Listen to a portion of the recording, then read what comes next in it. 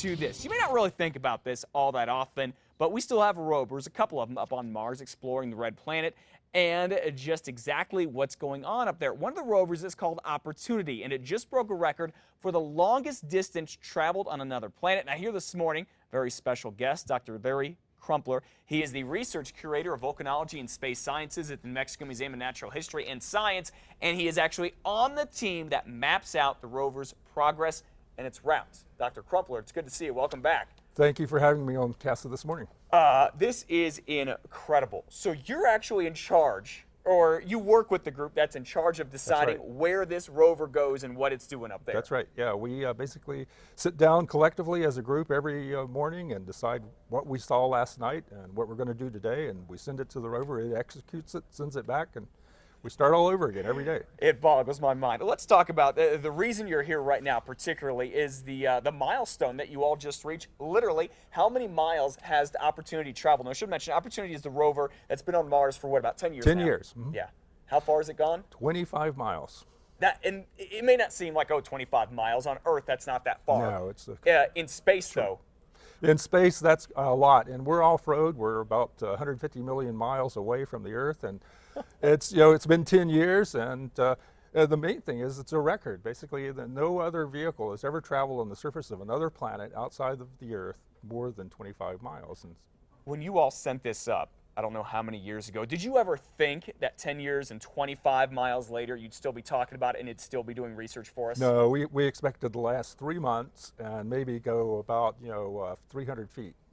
Oh my goodness.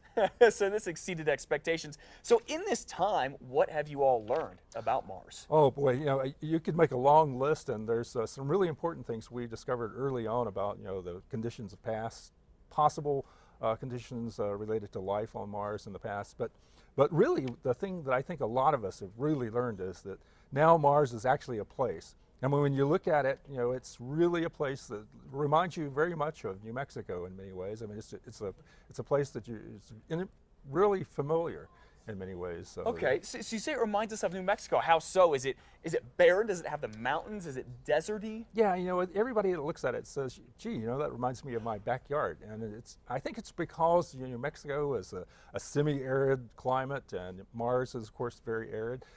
Thin atmosphere in New Mexico because of our altitude. Mars has a very thin atmosphere, very large changes in temperature from morning to night, and so on. It's just everything, basically, even the landscape, the colors, the shapes, it's all very familiar. In fact, I like to say that Mars is like New Mexico, just more so.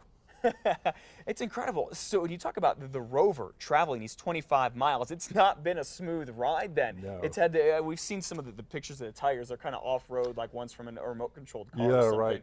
Right. So that part in and of itself, I guess, is kind of amazing that it's been able to go over all these things and not break down or anything. Yeah, we a couple of times we nearly got stuck with Opportunity, the rover that's operating right now. And it's been like driving a golf cart off-road for 10 years for 25 miles, essentially. Oh my goodness. We were talking a minute ago. So it takes sometimes, depending on where Mars is, anywhere from, what'd you say? Oh, it takes anywhere from 5 minutes to 20 minutes for a one-way signal. For the communication. So if you want the rover to go straight, it takes NASA about that much time to get it back there. Yeah.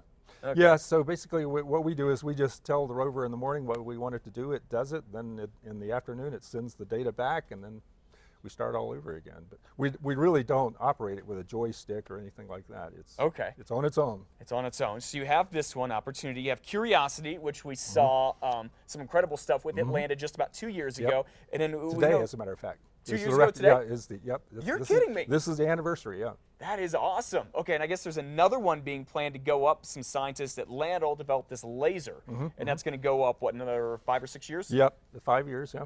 Okay. Well, you got to keep coming on. This is incredible. It just boggles my mind. And the fact that you, right here in Albuquerque, are a part of this incredible team of rocket scientists is a real treat for us. Thank you. All right, Dr. Crumpler, if you want to find out more about him, maybe talk to him about everything, you can go visit him at the museum. Head to our website at casa.com, click on the CASA blog. Doctor, it's good to see you. Come back soon.